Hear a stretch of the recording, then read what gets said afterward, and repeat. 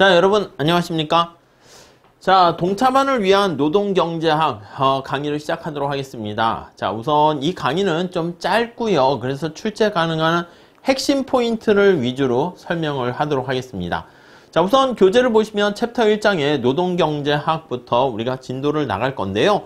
속도가 좀 빠릅니다. 빠른데 1차 때 경작을 했거나 경작 베이스가 있으신 분들은 아마 좀 어렵지 않게 쉽게 따라올 수 있을 것 같고요. 그렇지 않은 분들은 약간 뭐라고 할까? 연기 강의라고 할까? 경작의 기초적인 내용을 우리가 준비해서 좀 따라오시면 좋을 것 같습니다. 자, AI에게 노동경작을 공부하는 밝은 희망찬 학생의 모습을 그려줘 했더니 이렇게 열심히 공부하는 모습을 그려주고 있습니다. 여러분과 같은 모습이에요. 열심히 공부하셔서 쉽게 빨리 합격하셨으면 좋겠습니다. 자, 우리 교재 앞에 보시면 목차가 있고요. 제일 앞에 고득점 답안 작성 방법 이렇게 나와 있거든요. 첫 강의니까 간단하게 말씀드리면, 자, 우리가 노경에서 답안을 어떻게 작성을 해야 됩니까? 라고 하면은요, 이게 경작에서 뭐 정답이 있지는 않습니다. 묻는 말에 답을 잘 정확히 쓰고요. 중간에 설명을 할 때, 그쵸, 그래프라든가 수식이라든가 말을 잘 버무려서 쓰면 될 것 같습니다. 자, 그래서 다시 말씀드리면 문제가 있을 거예요. 문제가 있어요. 문제가 이렇게 출제가 되면 이 문제에서요, 요즘은 묻는 게 정해져 있거든요. 이렇게 뭘 쓰세요? 이렇게 나와 있어요. 그럼 문제를 잘 보셔야 돼. 문제를 잘못 보시면 안 돼요. 관심사가 되는 두 변수 간의 관계가 무엇인지 이렇게 나오게 되면 이걸 가지고 여러분들은 이렇게 답안지에다가 써 주셔야 되는데, 쓰는 방법은 간단합니다. 개인적으로 생각했을 때는 여기 앞에 1 해가지고 약간 서론이라 할까, 뭐라고 할까, 뭐 개요라고 할까, 이걸 좀 언급을 해주면 좋을 것 같아요. 아니면 문제에서 출제자가 묻고 있는 내용이 뭔가, 목표가 뭔가, 뭐에 대해서 쓸 것인가, 요거를 인트로 측면에서 좀 써주세요. 그래서 출제하신 분께서 여기 문제가 뭐뭐뭐에 대해서 논하는 거다. 길게 쓸 것도 아니고요. 나는 뭐뭐뭐뭐에 대해서 답변을 하겠다. 나는 문제를 이렇게 해석했고 이렇게 쓸 것이다. 라고 정리해 주시면 되겠고, 나중에 특히 우리가 진도 뒤에 나가면 할 텐데 경작에서는 우리가 최적 선택이라는 걸 보게 될 겁니다. 어떤 거에 대한 최적 선택이다 라고 하면 이 최적 선택은 좋은 거는 극대화하고 나쁜 거는 극소화하는 겁니다. 그래서 맥시마이제이션 하거나 미니마이제이션 하거나 이렇게 되는 게 바로 최적 선택이죠. 그래서 이걸 우리가 합쳐서 옵티마이제이션 이렇게 표현을 하게 됩니다. 오케이, 이해하시겠죠? 다음에 두 번째, 요걸 쭉 해서 뭘 쓰겠다 한 다음에 본문 내용을 쓰셔야 돼. 본문에서는 앞에서 얘기했던 것들을 뭐뭐뭐를 쓰겠다라고 보시면 되는데, 자, 본문을 서술하는 방법은요, 우리가 차차 뒤에서 얘기하겠지만 세 가지 방법에 의해서 접근하시면 좋겠습니다. 저는 삼위일체 접근법이라고 얘기를 하는데요. 제가 만들었어요. 뭐냐면 이렇게 세 가지의 산발이에 기반을 둬가지고 우리가 접근을 할 수가 있어요. 자, 우선 첫 번째 뭐가 있냐면 말로 쓰는 게 제일 중요합니다. 서술적으로 접근하는 게 사실은 제일 중요해요. 근데 우리가 경작에서 그래프나 수식을 쓰는 이유는 어떤 내용이 길어졌을 때 말로 설명하기가 되게 어렵거든요. 그리고 스토리가 길면 우리가 수능에서 뭐 언어 영역 지문 같은 거 보면 지문이 말로 돼 있는데 우리나라 말인데 무슨 말인지 잘 모르잖아. 그거를 중간중간에 수식이나 아니면 그래프를 통해 가지고 좀 뭔가 이해하기 쉽게 조감을 시키는 겁니다. 자, 그래서 말로 하고 아니면 그래프를 이용합니다. 이렇게. 아니면 적절한 수식을 이용해서 설명을 하게 됩니다. 오케이. 그래서 이 세 가지 방법으로 여기 답안을 잘 서술하시면 충분하게 됩니다. 오케이. 이해 가시겠죠?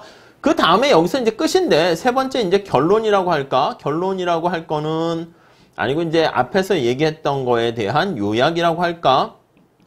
앞에 서론과 관련된 약간 앞에 나와 있는 핵심을 앞에다 딱 적어주면 좋긴 한데 앞에서 내가 뭐뭐뭐뭐에 대해서 양과식이지 쓰겠다라고 했으면 그거에 대한 내용을요 한 번 더 이렇게 설명을 해주는 거야.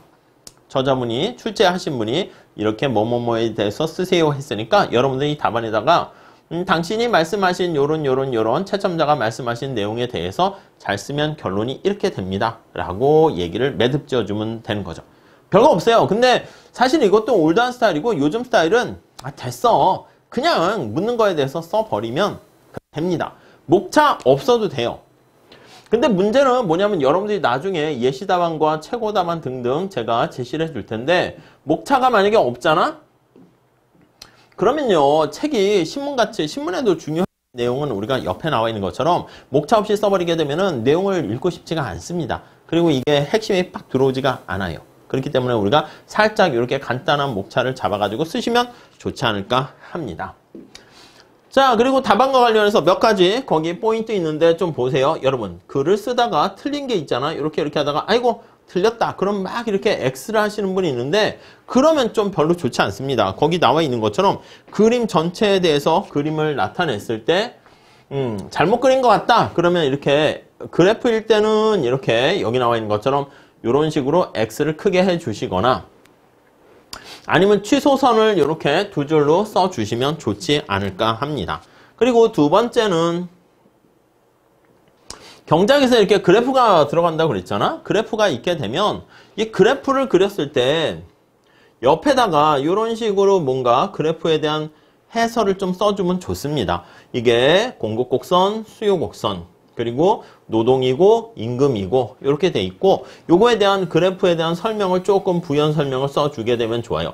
여러분들이 갖고 계신 모든 교과서 같은 것도 보면 그래프 밑이나 옆에다가 간단한 포인트 내용, 핵심되는 내용을 적어주는 경우가 있거든요. 그래서 그래프를 가운데다가 크게 그리신 다음에 그 안에다 쓰셔도 되고요. 그래프를 약간 왼쪽으로 치우치게 한 다음에 내용을 써주셔도 되고요.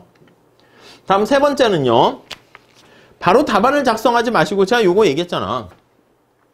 앞에 서론이나 개요나 요거에 대해서 좀 써주시죠. 이제 내가 뭐에 대해서 쓰겠다라는 방향에 대해서 언급을 하는 거예요.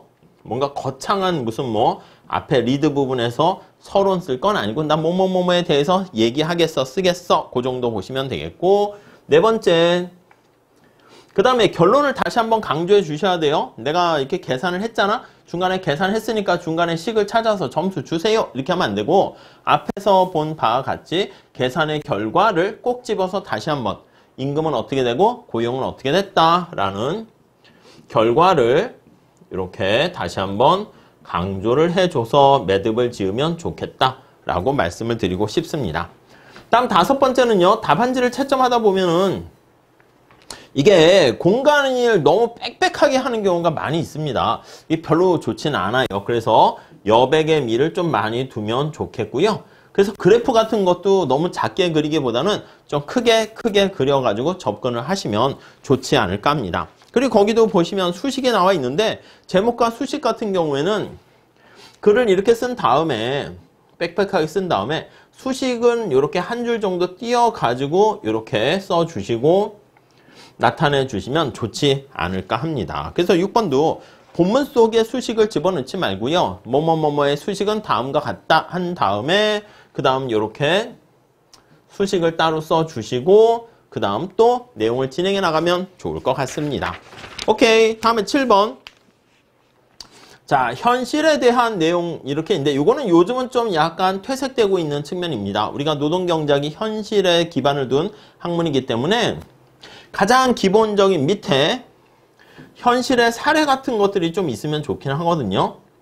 근데 문제에서 만약에 현실의 사례를 들어서 설명하세요 뭐 이렇게 하면은 괜찮은데 사례형 문제가 출제될 수가 있습니다. 인공지능이 이렇게 등장함에 따라서 노동시장에 어떤 영향을 미칠지 뭐 이렇게 해가지고